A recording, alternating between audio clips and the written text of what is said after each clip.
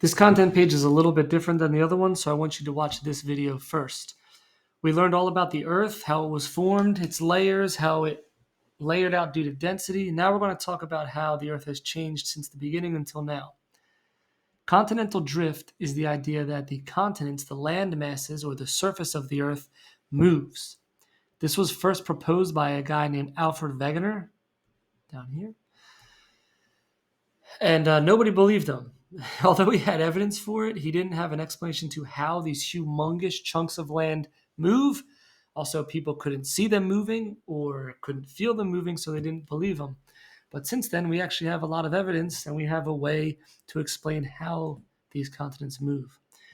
Remember that the Earth was an ocean planet in the beginning, and so the first continents to ever form, or the first supercontinent, was just this little chunk of Australia and this little chunk of Cap Vert. This is a modern image of the Earth in the configuration that the continents are in now. But these two little red pieces were what were called Valbara, and they used to be together, but they have split apart since.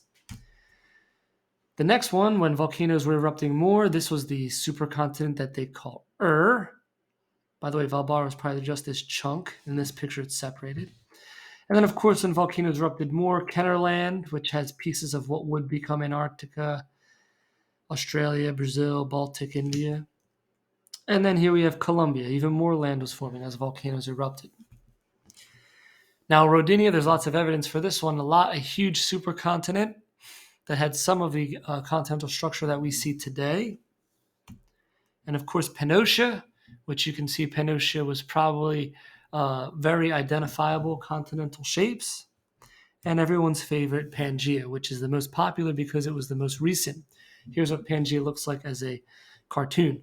Now, some of you might be saying, how come we don't have supercontinents today? Well, it's not that like these supercontinents just jumped from one to the next. It takes millions of years for continental drift to happen. So it's not just that there are no supercontinents today, it's that the supercontinent Pangaea has broken up from this and has turned into what it is today. And eventually, as these continents keep moving, we will probably have, somewhere in the very distant future, another supercontinent. I mean, if you look at Europe and and Africa, and Russia, they're all really still close together right now. So they're almost like a little mini supercontinent. The evidence we have for this, obviously, you've learned about this in middle school. There are fossils that are across multiple continents. There's a fossil of this Lystrosaurus that's in Africa, in India, and Antarctica. And this creature did not really swim. We can tell by the bones whether or not it was a good swimmer. So for it to swim that far and leave bones behind on all of these continents is very unlikely. They must have been close together.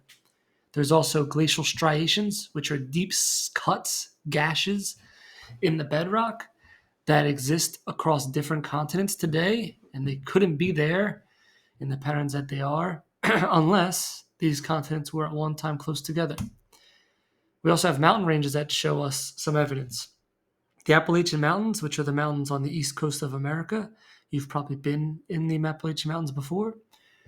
Those are non-volcanic. They didn't form from volcanoes erupting. They formed from another continental plate smashing into them and uplifting them, folding them, orogeny happening. We'll learn more about that. But similar mountain types exist in our coast and also on the coast of Africa across the Atlantic. So we have lots of evidence for these that the plates were in different positions in the past, evidence of continental drift. What you're going to do in this content page is you are going to cut out India, Australia, Africa, Antarctica, and South America, and you're going to use the different pieces of evidence.